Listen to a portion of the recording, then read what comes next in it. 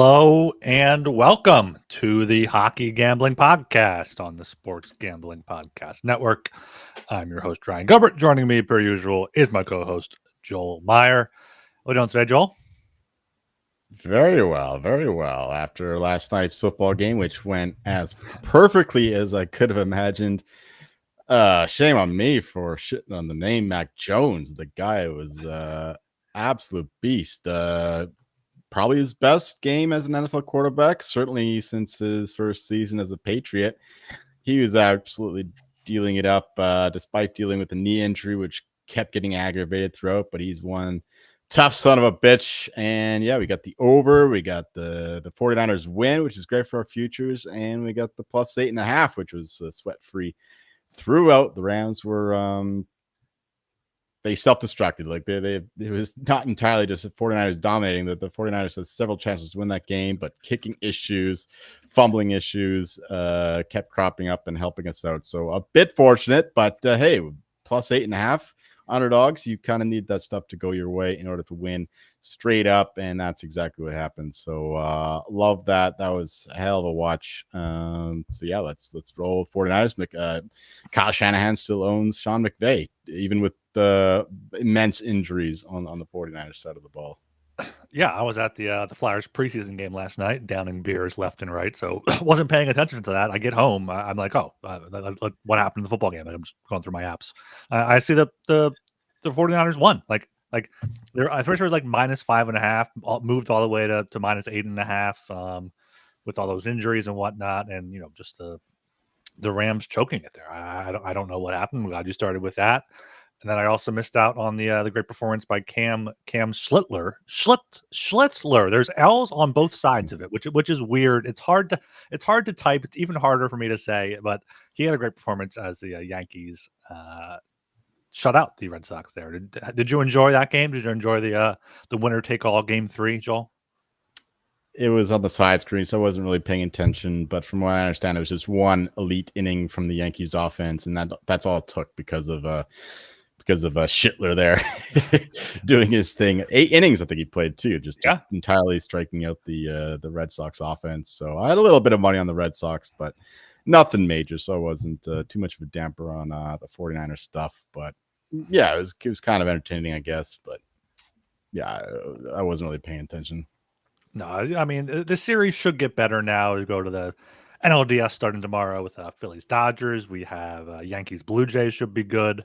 Mariners, my AL team there is playing the Tigers. That should be good there. Then the championship series, I mean, it's on track to be Yankees Mariners, and then whoever wins the Phillies Dodgers is probably going to the World Series anyway. But you think Yankees Mariners? I think it's pretty close with them and the Blue Jays. Isn't it a more or less a pick series? Yankees are favored by a bit, despite being the road team. I was writing some stuff on that today for Sports Illustrated. Yeah, and but it's the teams that have the bye sometimes, like they lose and complain about they had too much time off, but they have such an advantage in the pitching matchup where like the teams that played this week can't use their best pitchers for game 1, have to save them for game 2, and it's a 5-game series. Like it's three quick wins and you move on. So yeah, the Blue Jays are just notorious chokers as well. I mean, it's Toronto, so what else can you expect there from a Toronto team?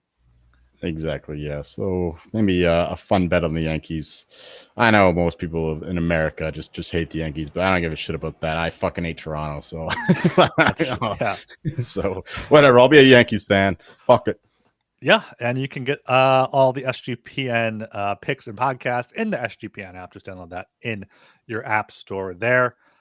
Yeah, not much hockey news yesterday or today, but we made it here. We finally made it. We have just 2 teams today to go over, the top teams in each conference, the Washington Capitals and Winnipeg Jets. And the odds makers expect quite the decline from them this season. So we will get into that there. Make sure you guys are subscribed to the Hockey Gambling Podcast. Season starts next Tuesday.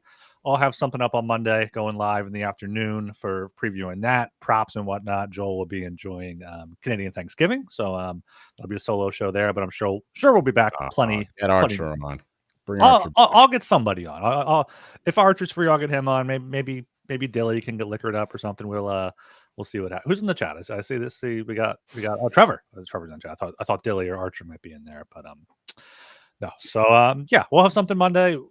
Well, us two will be back Tuesday or Wednesday, react and whatnot, because we have a big slate. I think Thursday there's 14 games, none Friday, and then 16 Saturday. So I already have macro thoughts on the first few games. You can probably imagine where I'm going if you're a longtime listener of the show, based on the past couple of years. But yeah, maybe we'll touch on the Tuesday games now because we have the odds. Nothing's going to change. We can get your thoughts on that now. But I got nothing better to do.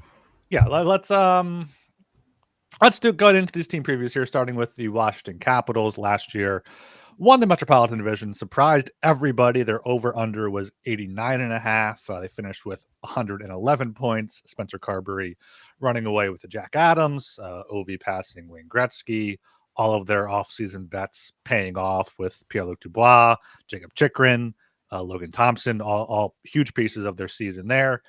And then they get to the playoffs, beat the Canadians in 5, lose to the Hurricanes in 5 as well. So what do you think about the Capitals last year? Certainly a massive surprise. I didn't think that they had it in them, considering the year before they were a bit of a surprise just even making the playoffs. So I thought that they would regress opposite, not even making the playoffs. But lo and behold, they get it done. A large part of that is just the significant offseason moves by the front office. They're getting in Pierre-Luc Dubois, who really turned the corner. They got some quality performances from their young guys, in particular the Russian guy.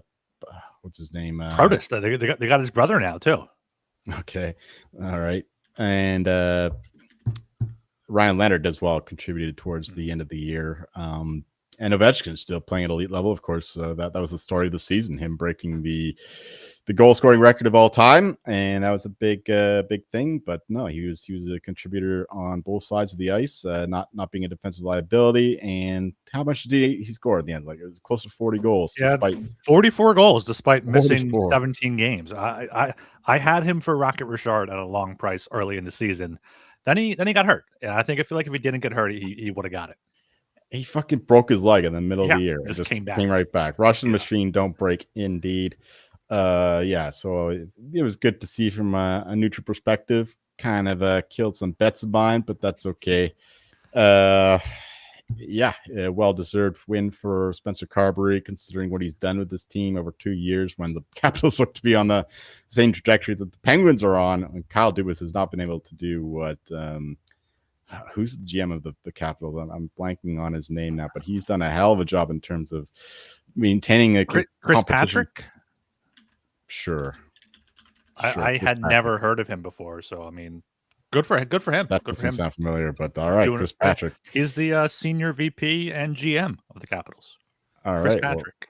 Yeah, like he did a hell of a job there getting in those guys to make this team competitive. And you can blame the overall failure of the Metro. The Hurricanes underperformed, Devils underperformed, certainly. Rangers fell off. They didn't even make the playoffs. But still, they got to 111 points. So it was entirely on the back of that team. And, yeah, they had a really strong positive vibe. Like, you could tell those guys were buying into Ovechkin's goal-scoring record, chase, and it just carried into, every facet of their game. So credit to them for doing it.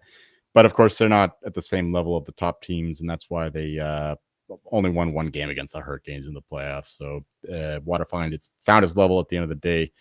But, yeah, you can't blame them too much for that, considering where they are in their trajectory. Their prime is well behind them, but the fact that they're almost winning the President's Trophy with this old-ass team and with very little prospect depth coming behind them is very good. Not very little. I shouldn't say that, but compared to the Penguins, who totally sold the farm, the Capitals are in a lot better place.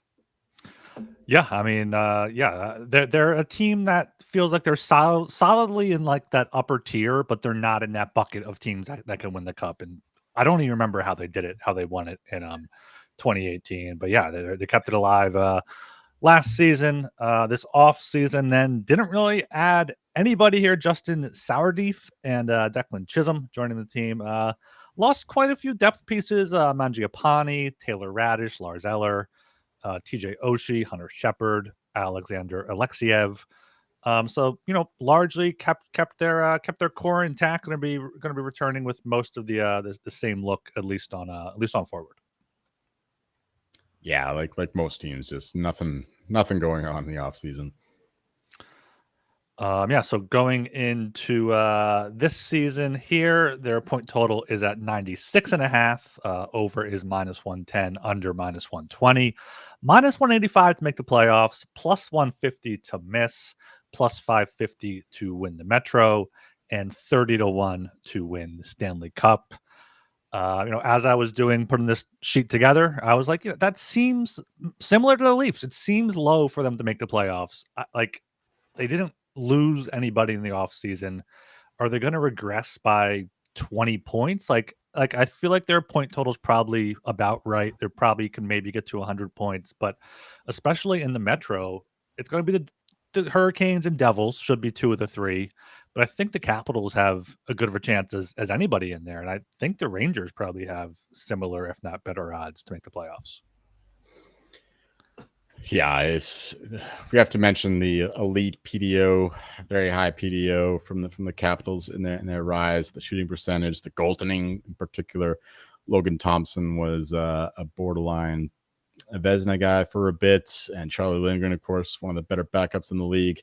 So yeah, you can understand this massive downgrade, and they've been bet against in terms of their point total. Drifting down 98, 97, 96. Now we're getting juicy unders 96.5, and that's the way I would go myself. I don't expect them to repeat their tremendous performance last year. This is still an older team, and yeah, so I'm definitely going in a negative direction for this team, despite there is an impetus of youth, an injection of youth in this lineup with Connor McMichael, Ryan Leonard, Mirosh, who the Russian guy. He's not even in the lineup here. He must be hurt. Miroshnichenko, I think his name is.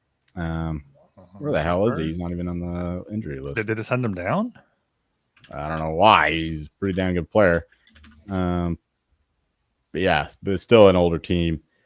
Ovechkin another year older. He's definitely not going to reach 44. Almost certainly. You can never rule out this guy, but that would be a hell of an accomplishment if he got to 40 plus this year as well. Yeah, so I think it's going to be a massive challenge for them to make the playoffs again. So I would be going the opposite direction and lean towards them missing the playoffs instead of making. So yeah, it's going to be a challenge for them to get back to where they were last year, even to get back to the playoffs, I think. So we are definitely fading this team once more. I think last season was a bit of a mirage, but it's still encouraging for them going forward because they do have a few quality players coming up through the prospect pipeline. Yeah, I just can't imagine them completely bottoming out. I didn't realize that Charlie Lindgren wasn't really great last year. I only had an 894 save percentage. But yeah, Logan Thompson, 910. When you have two guys you can rely on there, I imagine Lindgren bounces back. It definitely helps for the regular season. I also like the Capitals defense here. I mean, John Carlson's getting up there, but Rasmus Sandin's okay there on the second pair. Chychrun they have on the third pair with Trevor Van Riemsdyk. I imagine they'll play more than third pair minutes, but they just seem like a solid team, and I don't know who else in the Metro can usurp them there. I guess the Rangers, they're -200 to make the playoffs, but I don't know if the Capitals are going to drop 15, 20 points. They are indeed one of the bigger discrepancies in terms of their point total compared to what they achieved last year. The Predators are the most. Sharks are pretty high up there with their point total. Blackhawks as well. But yeah, what's that, a 15-point difference? They got 111 points last year. So yeah, I definitely wouldn't play the point total. I don't think. I think I'd just take a shot on the playoffs either way. All right. So are you going to go with miss playoffs then as your bet? Yeah, no. Yeah, the Metro is still weak. There's going to be 4 units on the under 96.5. 96.5 is -120, I think. I'm going to do 4 units for that. I am going to do make playoffs at minus 185. Where did that? That's not where I'm trying to get. There we go. Make playoffs minus 185. I'll put 4 units on that. I'm not trying to go half units unless it's under a unit. So between 3 and 4 there, just because the minus 185 is a little bit juicy. There's no real player awards to talk about. I guess maybe Ovi Rocket Richard again. He's 40-1, like something crazy like that. No, that's not a chance. No, they're just a good team. They don't have any individuals that could win an award. Maybe Carberry back-to-back Jack Adams. No, that rarely happens. So nothing for the single individual awards there. Okay, we are brought to you by mybookie.ag. MyBookie is your place to bet on football and everything else. Their prop builder is second to none. Their motto is bet on anything, anywhere, anytime. Easy deposit and lightning fast payouts using crypto. Head to mybookie.ag, promo code SGPN for a 100% bet back bonus up to $500 for new customers. That's mybookie.ag, promo code SGPN. And we're also brought to you by Novig. Novig is America's #1 sports prediction market. Since Novig is an exchange, you're getting some of the best prices in the market. Novig is available in 35 plus states. Download the Novig app and get $50 when you spend $5 if you use our promo code SGPN. Get in on the action with Novig, promo code SGPN. Okay, we are going to our final team here, the President's Trophy winners from last season, the Winnipeg Jets. How did they fare last season compared to their over-under? They finished with 116 points. Their over-under was 96.5, so another huge overachiever there based off the preseason. Obviously, a big reason for that was Connor Hellebuck. 2.00 goals against average, 925 save percentage.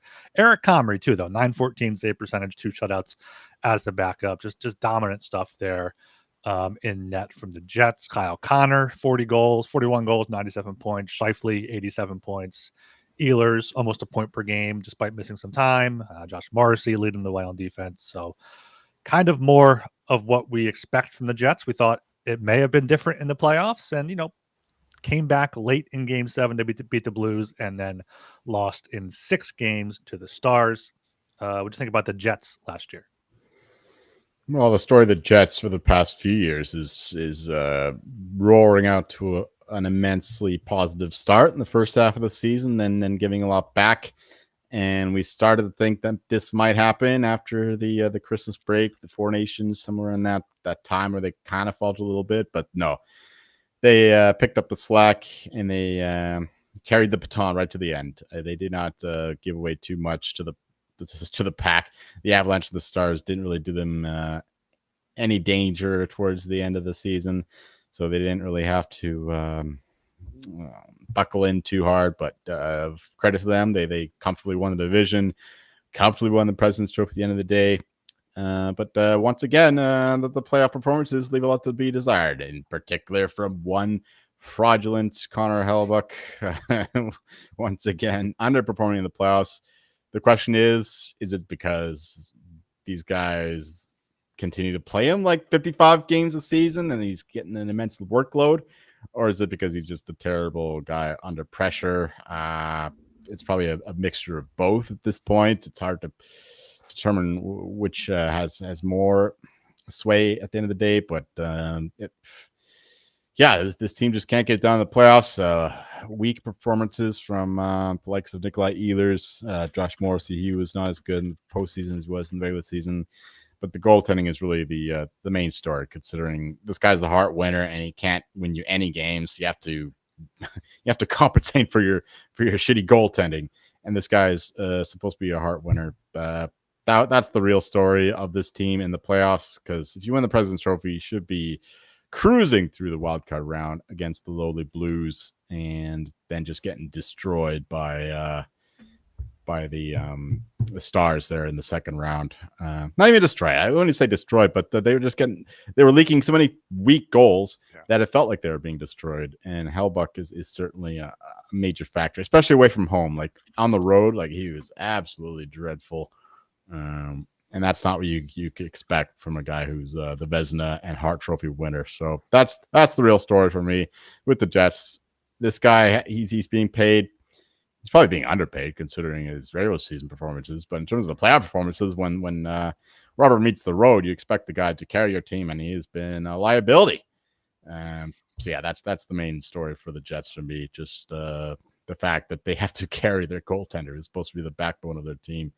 Yeah, and then the fact that Eric Comrie is putting up very good numbers on his own, it tells me that the story is more about the Jets' defensive environment, the way that both the previous coach, Bonus, and now Scott Arniel, they've both been setting up goalies for success, and they haven't been able to achieve that success on their own right in the playoffs. So yeah, defensive environment is there entirely, but the goaltending is still an issue, which shouldn't be the case when the guy is winning a Hart Trophy. So that's the entire story for me. Yeah, we said yesterday or 2 days ago that the Kings are like the Western Conference version of the Hurricanes, like great regular seasons and fade in the playoffs. The Jets are kind of like that too. Like the Hurricanes, their 5-on-5 skating play doesn't match up in the playoffs, and for the Jets, it's the goaltending. Like it's just the complete opposites there. But similar type vibes. They expected to make the playoffs, are always in it, but can never get over that hump. All right. So the key moves for we should mention though, I did have a big bet on the Jets to win the first round, and it took what was it, like 2 seconds left? Oh yeah, there was game like 7. 2 seconds. Yeah, someone fanned on the shot. I think Ehlers fanned on the shot and then passed it to Perfetti or something like that. Yeah, it was. They were down by 2 with like less than 2 minutes left. It was crazy. It was crazy. So they're that close to going out to the Blues, who, to their credit, the Blues are very good towards the end of the season, but still, they should not be losing as President Trophy winners to the 8 seed. And yeah, they required overtime in Game 7 to get through the first round. So yeah, just very underwhelming end of the season for the Jets. Yeah, and looking at their stats here on Hockey Reference, it says they allowed the fewest goals, 190, but scored the third most goals. I didn't remember the Jets scoring so many, but they scored 275. They had 2 8-goal games, one against the Bruins, one against the Sharks, quite a few 6-goal games. So I guess when they scored a lot, and then when they didn't, they didn't. So for the offseason for the Jets, they lost Nikolai Ehlers, one of the only guys that made it to a free agency. Rasmus Kupari, Mason Appleton, Brandon Tanev, Dominic Toninato, and Dylan Coghlan were their subtractions.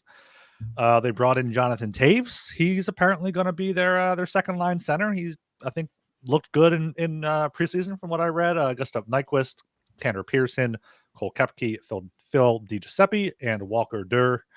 So, I mean, Ehlers isn't a huge piece of their offense. Like I think Jonathan Taves is going to be a huge question mark. That their depth at center has been pretty bad down the middle behind Scheifele there, but I feel like it's not a horrible offseason given the fact that they lost Ehlers.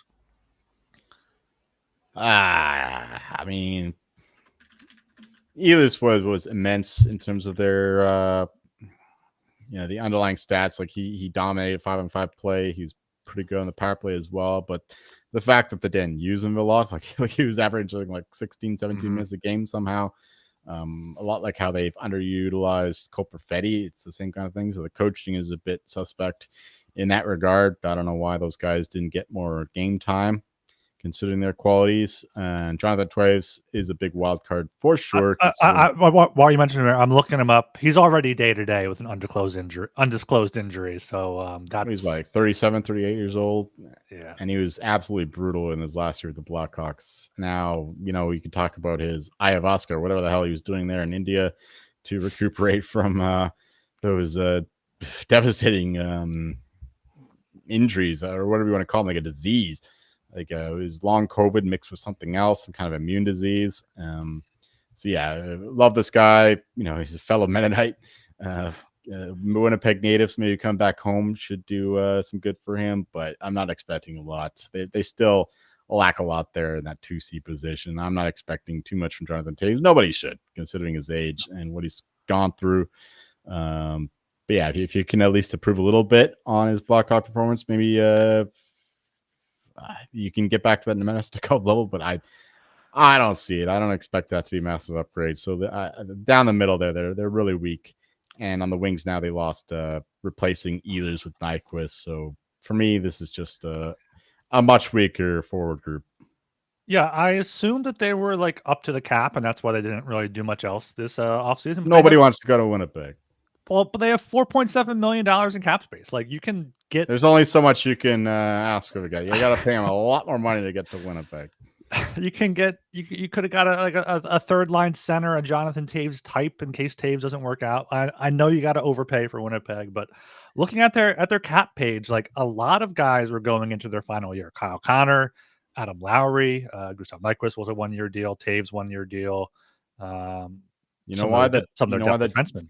You know why the Jets never trade draft picks is because they can actually keep the draft picks. They can't leave. Well, unless they draft like a college kid, and then college kid just waits them out. Mm-hmm.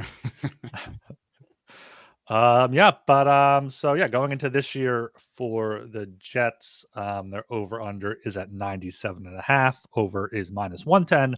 Under is -120. Playoffs -260 to make, +200 to miss. 5-1 to win the division, and 25-1 to win the Stanley Cup. How are you feeling about the Jets this coming season, Joel? Once again, we are faded them for the division. We're going to get the Avalanche home this time.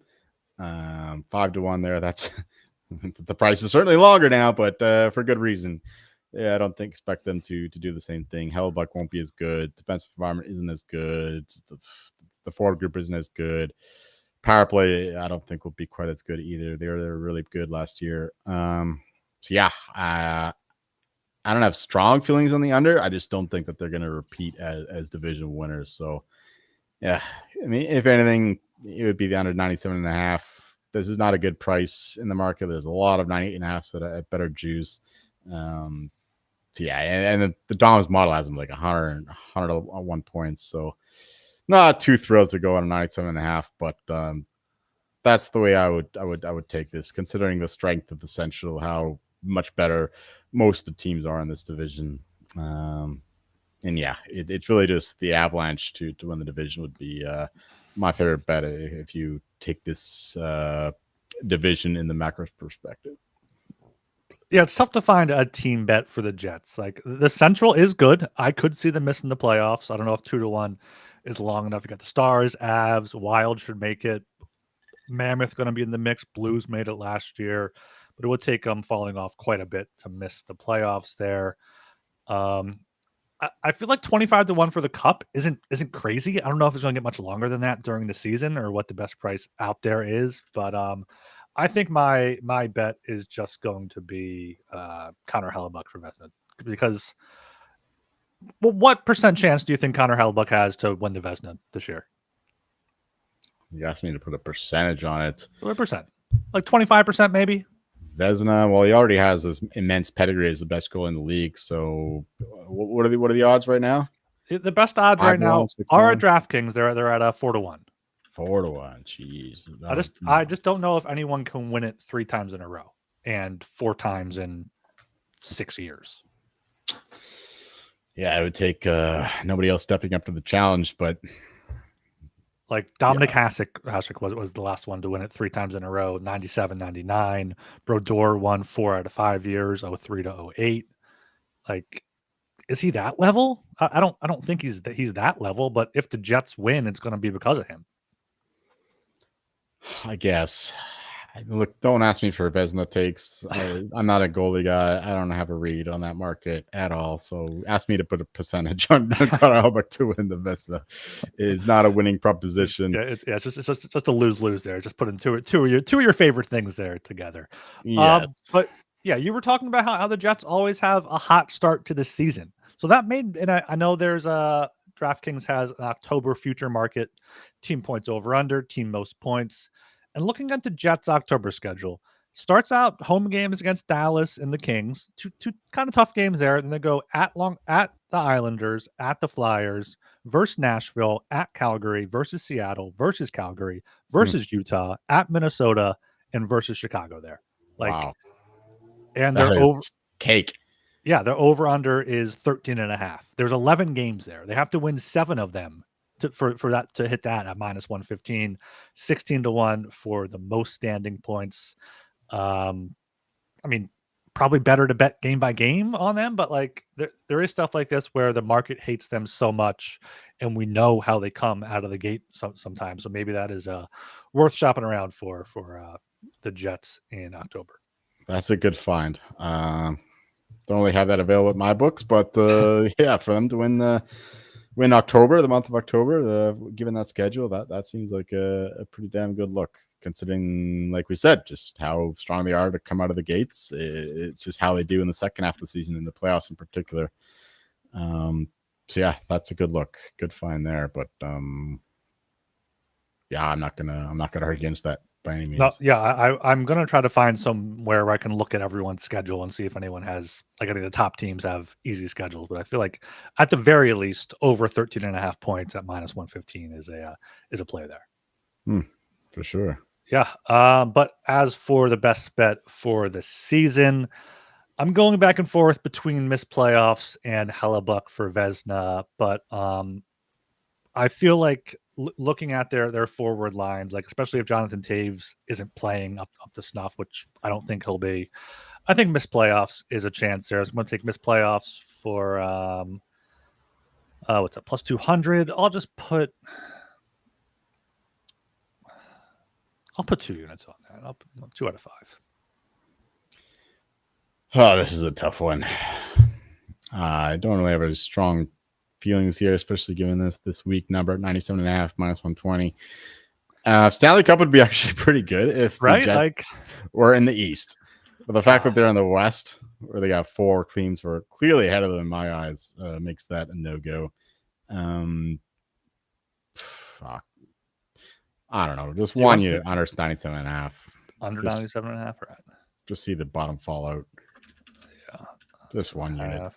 Minus 120 for one. The real fade is just betting Stars or the Avalanche to win. Yeah, but other teams to win the division, because the Jets are not winning the division, and you can't bet a know that for that anywhere. So, all right, there's our Jets and Capitals bets. Let's throw it to a break here and we'll come back. We're brought to you by Underdog. Underdog is a great place to play fantasy pick'em, where you can win up to 500 times your entry.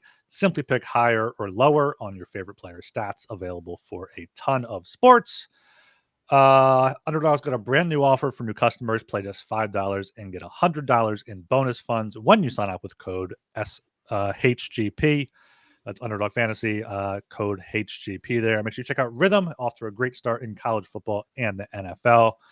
You can win weekly cash prizes just for tracking your bets in the app when you track 5 bets of the same type from any model you build, and you could win $1,000.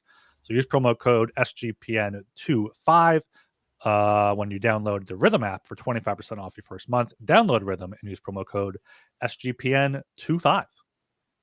All right, I'm looking here through our bets that we started. It started way back in August with the Sharks, Blackhawks. You know, we went from worst team last season to best team, and we started out strong. I had a bunch of 5-unit plays here. This is a spot I would recommend you guys looking on the YouTube. Make sure you subscribe there, ring the bell, so you know when we are going live, and like and comment. Let us know what you think there. But going back to the top here, we started out strong with 5 units on all these, but you know, got middling here. Got a few 1 units. Got some long shots in there. But I'm going to sort these by most units to least and see what our favorite bets here are. I mean, consensus here: fading the Sharks under 70.5, fading the Blackhawks under 67.5, Predators under, Sabres under, Penguins under for both of us. There, 5 units again. Your 5 units under the Red Wings. 5 units on. You got 5 units on Demidov Calder. I forgot you did that at plus 200 there. You're also high. Yeah, more than that in real life. Okay, yeah, you're high on the Mammoth there at over 92.5 for 5 units. I got the Wild to make the playoffs, minus 150 for 5. You have them over their point total at minus 110. Got the Lightning as well, and I got those 5 units on the Maple Leafs where you're fading them. That's where we're going head to head. And any bets here you wanna specifically call out? Yeah, I mean, Penguins under 78.5, if that's still available, that is my favorite point total of all. That's the one I've staked very heavily on. I think that they should be in the 60s at the end of the day. This is a team that's carried by Crosby, and even Crosby can't carry this team to a 79-point season. So even though like current price is 75.5, 76.5, 75.5 is the best I'm seeing. Yeah, so we were early on that. But yeah, even then, I love that quite a bit. Sharks have been getting a little bit of love, so you can find some under 71.5s now. I don't understand that. Sure, they had a good offseason, but what do they finish with? Like early 50s last year? Yeah, they're up to 71.5 at FanDuel there, and the Blackhawks are up to 69.5 here. I think I just saw both those teams. I would still fade. Don't understand those moves. Yeah, it's just a lot to ask for these bad teams to improve that much. I know the Sharks improved a lot. Blackhawks didn't improve at all. So Sharks had 52 points. They have to get 20 points better. Like that's not happening. Blackhawks had 61 points. They have to get. I mean, they only have to get 10 points better, but they didn't get any better. Like I can understand the Sharks a little bit. Well, I guess the Blackhawks is just okay. Connor Bedard's not gonna regress like he did last season. Like he'll take a step forward. But around maybe they like Spencer Knight too. I was looking at goalie wins over unders last week or something, and Spencer Knight seemed pretty high. But what do I know there? Yeah, fade the bottom of the league because they're just it's the Gavin McKenna draft. Like they should be wanting to lose. They should be selling off every piece they can to get the most lottery balls. Yes, and watch the Penguins just gobble up the next generational prospect. Who could be better than both Celebrity and Bedard. That's the way he's been playing. Yeah, I love that. Canadians, obviously, Demidov is my favorite award bet. I think that he should be even money to win that award. So anything plus 150 or better is a hammer play. And Mammoth has immense potential to exceed that over 92.5, make the playoffs comfortably. Yeah, of course, we're massive on the Lightning. Okay, we could talk about the buckets. I mentioned the buckets last episode. Yeah. I'll pull up the Stanley Cup odds while you're talking about that here. Sure. So the idea is having a handful of teams that you would be very confident in. They have the winner. So you have 4, 5, 6, 7 teams, and you're very sure you have the winner. You can like whittle away at them to find the best odds, find the best entry point. And for myself, I was thinking about that a lot over the past couple of days. And with the Panthers injury to Barkov, considering they're still 11-1, they're way too short. So I'm fine just knocking them out. It's just the problem is that I only have one team in the East, part of my bucket, and that's the Tampa Bay Lightning. You could toss in the Hurricanes just because of how weak the East is, but I still don't think that they're going to beat the team from the West if they get that far. So Hurricanes to win the East maybe would be a bet, but in terms of my bucket, I would have 4 teams from the West, which would be the Oilers, Knights, Stars, and Avalanche. I don't think any other team are coming out of the West. And the Lightning from the East would be my 5-team bucket. We'll monitor this going forward, see if things change, but I don't think things will change. Of course, we haven't seen a team outside of 20-1 win the Stanley Cup in the salary cap era, other than the Carolina Hurricanes in that odd. Was it a post lockout year, or it might have been the lockout year? Anyway, it was a very strange year altogether. Yeah. But we talk about it's hockey, anything can happen. You can come from the 8 seed, you can come from the bottom of the league. Yeah, sure. The St. Louis Blues did it, but they had a fucking horrific start to the year. But before the season, they were still in like the 18-1, 20-1 range. They were still a contender to win the Stanley Cup. So these things are worth monitoring. And yeah, so those are the 5 teams that I think win the Stanley Cup this year. My only one that I might add to that is the Devils. I understand why you don't have them there. They haven't been able to show that they can play playoff style hockey. And Jacob Markstrom is 35, going to be 36 by the time the playoffs roll around. So there would need maybe Jake Allen there. But I feel like the Devils are like Jack Hughes is Hart Trophy potential. Nico Hischier is like Selke potential. Luke Hughes is going to be, have another year if Hamilton stays healthy. If they can make some deadline addition, I feel like they're possibly in that bucket, and I feel like they're not going to get too much longer than 18-1.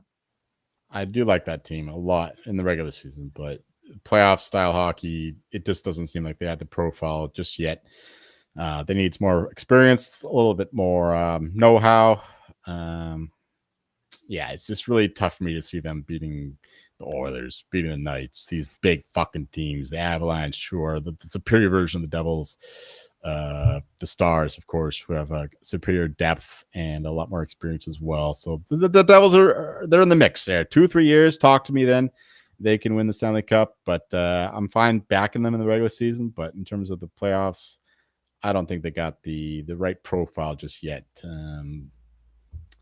So yeah, that's why I'm concerned about them. I mean, it's the East though, so if you just get one of those teams in, the Lightning have some injury concerns, something bad happens. I don't know. I just can't really find another Eastern team I'm really willing to back, considering we know we've talked a lot about the Hurricanes, their historical struggles in the playoffs. Of course, another team with a tremendous regular season profile. But when it comes to the playoffs, we've seen how they've struggled against teams with a true know-how pedigree in terms of winning in the postseason. So that's why it's tough. Like we could see a random winner in the East, but at the end of the day, they're going to lose to the West because I think the West is fucking loaded in terms of winning in the playoffs. Yeah, I feel like if you want to bet an Eastern team, like Devils are 7-1 to win the East, and what did I say? They were 18-1. They're 15-1 or shorter at most books. Like they're going to be underdogs in the Cup. So like you can just get them at 7-1 for the East, and you really only have to worry about the Panthers or Lightning. There's another way to play it too. If you find a Western team, you find this Eastern team that you think can go far, because considering there's only the Lightning in their way, and they could certainly hiccup against the likes of the Panthers or even the Leafs, God forbid. You do exact matchup with let's say the Oilers over the Devils. I could certainly see the Oilers just winning against the Devils in a Stanley Cup matchup, and you'll find a lot better odds that way. That's the way I would play it. If you like one of these Eastern teams, just find them to match up against one of these dominant Western Conference teams, and that's the way I would do it. That's a good way to play it, and then you can brag about having like a 100-1 bet that comes through for you or something like that. That's always a fun one. And yeah, I'm shout out sportsoddhistory.com. They track the odds throughout the season, and like here you can see where teams were, before the season, every month. Oh, the Blues were before the playoffs. The Blues were 30-1 before the season. They were got as high as 100. But yeah, but since then, since the COVID season, like the Panthers 20-1. But scroll all the way back to the salary cap start. Canes were 60-1. 60-1. Okay, and Lightning were 25-1 that year. All right. I think that's when the salary cap season started, if not the year before. Yeah, salary cap was 05-06 because that was so. Still, you're seeing almost all these teams sub 20-1. Yeah, like sometimes you get in the teens there. Like I'm surprised the Kings were 12-1 before the season went during their dynasty. Same thing with the Blackhawks. I mean, 7-1 for the last one. But yeah, like you talk about like entry points. Like last year, the Panthers were 9-1 before the season. You could have got plus 850 March 1st. Like the year before, they came down a lot, but also wasn't that the year they like barely made it in? No, that was the year before that.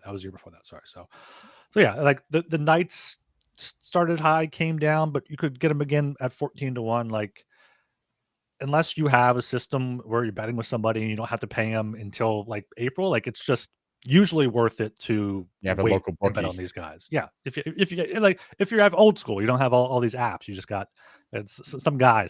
You got someone. I'll pay you. Yeah, all right. That's mark it down. All right, you got you in my book. We're good. Any other markets you want to talk about in particular? I feel like we haven't done that yet. I feel like maybe we should do a show tomorrow and just talk through like every award, every division, just to get it's a pretty lousy day in college football in terms of marquee matchups. So I'll be around. All right. What are your, if we don't do that though, what are your general thoughts on the first opening night games? You got the Blackhawks Panthers, Penguins Rangers, and Avalanche Kings. I don't be betting too much in terms of sides, but for the past few years, the totals have been way too low. We've been seeing some high scoring games in the first month or two of the season. So once again, Salami's over will be certainly in the books. The overs, I think these 5.5s are ridiculous. Even the Avalanche Kings Kings, of course, play low scoring games, but 5.5 is way too low. There's a Bruins Capitals game, I think, on the next day, which is 5.5 and -110. That's the only one that kind of makes sense with that number, but no, I'm loving all these overs. Canadians, Leafs, 5.5. Even considering the way the Leafs play, we're going to see goals there. Flames, Oilers, 6.5 +110. Love these goals. We're going to be fired on the salami all week long, and just overs. I'm not going to be betting any unders for the foreseeable future. Yeah, do you remember when did the season start last year? I'm trying to look at opening night 2024. What October 4th, we had Buffalo and the Devils in Prague, but then you had something else there. So I'm thinking here that the 8th on the Tuesday, a Blues Kraken, Bruins Panthers was 3-2, 6-4, 5-2 for the opening night there. Next games, you had low scoring game there, but 6-0, 6-0, 6-5, 8-4. Like, yeah, you see a lot of high scoring games here, a lot of very high scoring games. So salami is a great call out there for the start of the season. Absolutely. Yeah, and I feel like the Blackhawks could sneak a win in there against the Panthers without Barkov and Kachuk, but we'll see. I don't think so. I think the Panthers probably not. It's banner night. You know, the Panthers are going to want to go out there and show that they can still -1.5, -112. That's a bet for me. Yeah, race to 4 maybe for the Panthers there in these high scoring games. Just wait a bit. When the fucking public realizes that Barkov is in the lineup, maybe you get a bit of a better price. But yeah, I don't think the Blackhawks are going to keep that close. Yeah. I'm surprised Sam Reinhart isn't moving to center for the Panthers. Like, he could just slide over, move a winger up, and maybe they'll do that eventually rather than having Rodriguez centering the third line, because he takes faceoffs anyway. He's not great at them. He's great defensively, but that could be something to watch out for potential. They have Lundell and Bennett. Like, those guys are 2 top 6 quality centers. So yeah, I guess that's fine. We'll see what happens there. They should be fine. They'll make the playoffs and then they'll go on a run again. That's just what the Panthers. Yeah, that's the thing too. When I talk about the bucket, is like, what do I do with the Panthers?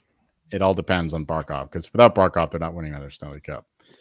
Well, Barkov was at, I think, some like the Heat practice and was telling the coach, like, I'll be back in like 5 or 6 months. I have no doubt Barkov's going to be back for the Panthers' first real playoff series, whether that's round 1 against a good team or round 2 if they match up against like a bad team in the first round. Damn, could be a foil in our lightning ointment. Yeah, the Lightning winning another one with Vasi, Kucherov, and Point would be pretty special for them. I feel like that would definitely solidify their dynasty with 3 in 5 years ish. Because you always make fun of them because their 2 cups were in the bubble, and then in the year when you had the weird division, Canada North Division, yeah, they had to play the Canadians in the Stanley Cup final. both of those finals were freaking jokes. So yeah, it'll be nice for them to get one in a real season if they can do that. Right. Okay, yeah, make sure you stay locked here. Subscribe to the Hockey Gambling Podcast on Apple and Spotify. Leave us a 5-star rating and review. Also subscribe, like, and comment on YouTube. Going to be going live there, which is always up immediately. Sometimes the podcast is up not for another few hours, depending on how lazy I'm feeling. So make sure you check out the YouTube, subscribe there, and follow us on Twitter at HockeySGPN. That's where all the episodes are posted as soon as they are published. All right. Anything else here before we close it out? No, not really. I mean, football, we got a very weak slate in general, both in terms of the game quality and bet volume. So, no, I don't know. I don't really have much. The Rough Riders were a bet earlier in the week, but I can't really give it out now that it's -5.5. -3.5 was definitely a bet, but I'm sorry, I can't get that out there at -5.5. I do think they win by a touchdown or more. So if you really want to chase the steam, go for it. But you're a little late to the party. All right. Yeah, I am Ryan Gilbert. You can follow me on Twitter at rgilbertsop. And I'm Joel Meyer. You'll find me binging South Park. The early seasons as I continue to be on the mend. God damn, those early seasons are so